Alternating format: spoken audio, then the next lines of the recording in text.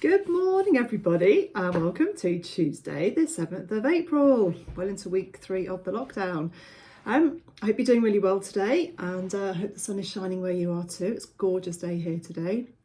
So just a few updates first. Yesterday it was announced on Twitter by Rishi that all of the funding, the grant funding, has now been paid out to all the local authorities, which is great news that he's moved on that so quickly. And we're hearing lots of reports from people in our Facebook group that they've got the money in the bank already. So really thrilled to hear that people are finally getting cash in the bank, and that's easing their cash flow problems for sure. We've also hearing yesterday of people getting their loans approved already as well by the banks under the CBIL scheme, which is good to hear that's happening. Some have been turned down, of course, but I guess that's inevitable. This kind of viable business principle still applies. But the pace has definitely picked up, and bank managers I know are working absolutely flat out at the minute.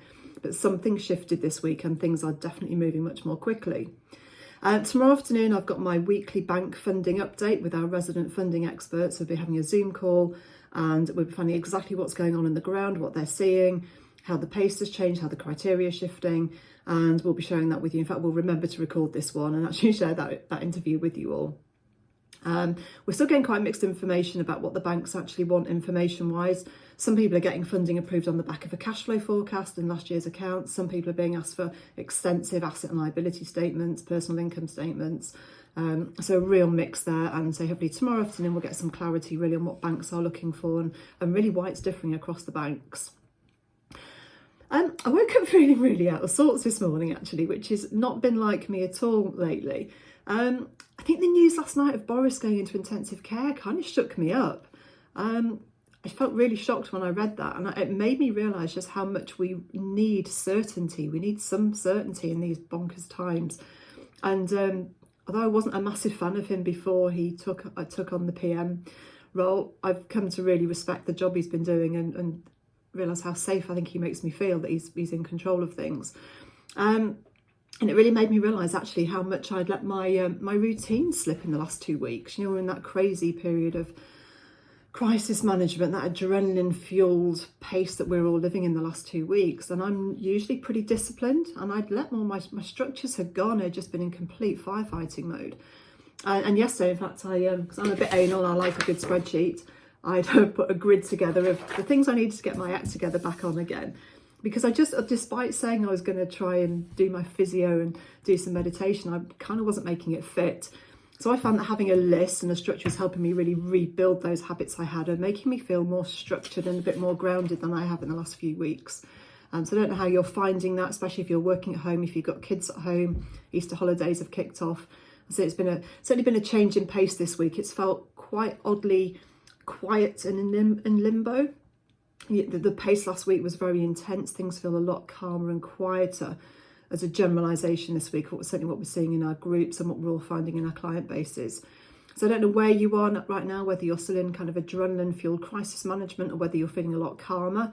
But certainly whichever you're in, if you haven't got your structures back in place, I'd really, really urge you to look at doing that, because if you're still in adrenaline, you've got to get out of that because you can't sustain that for very long. And adrenaline, as I know from very deep personal experience, is very, very damaging to your body.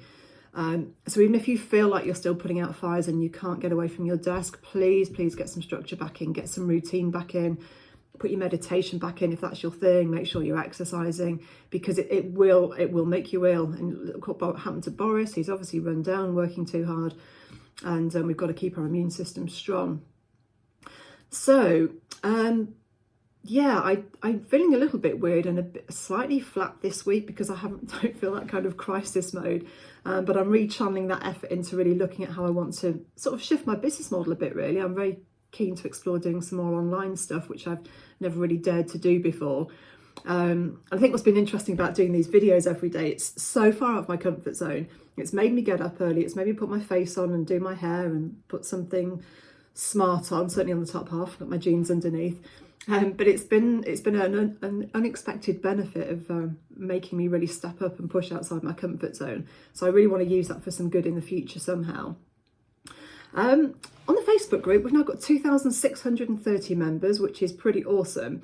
And the group's being used quite differently now. So in the first 2 weeks, it's very much crisis, fact finding. Oh my God, what do I do? Where can I go?